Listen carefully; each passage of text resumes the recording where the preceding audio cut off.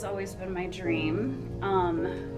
I have worked in retail for over 25 years and went to college for fashion merchandising, so it's just kind of the logical next step for me.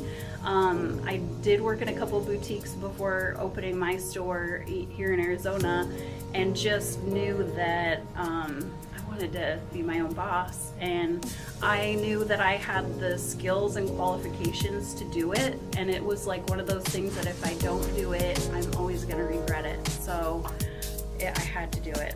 I just had to know if it would be successful. So I love clothes. I love fashion, and I love the people that come into the store. I love talking to people and sharing my passion. I love digging deep into like how was it made and who made it and why, and you know what inspired them and things like that. I really like supporting designers, so I've made a lot of friendships with local people who have their things in the store, and I admire them because they're very creative.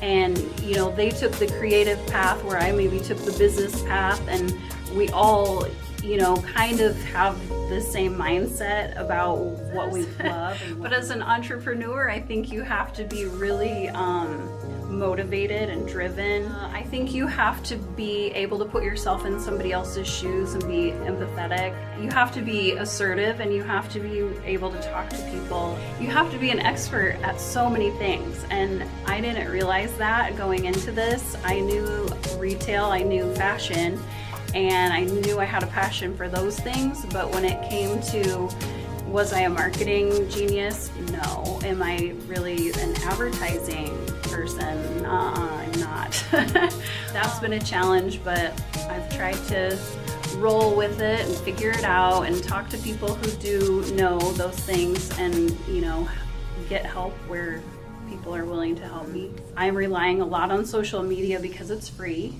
and because it's the way of the world now. There's so much to owning a business that you don't realize it involves. I love being my own boss. I don't have anybody telling me what I should wear or if I need to do a certain thing or at a certain time. And I believe fully in being ethical and honest and always being fair.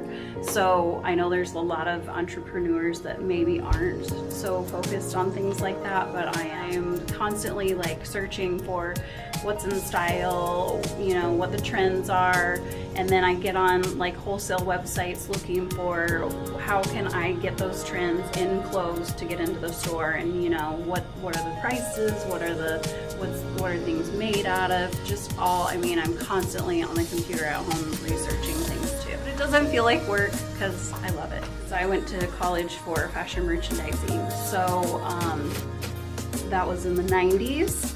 So although my education is a little antiquated, I feel like it gave me a good broad vision of what the industry is all about.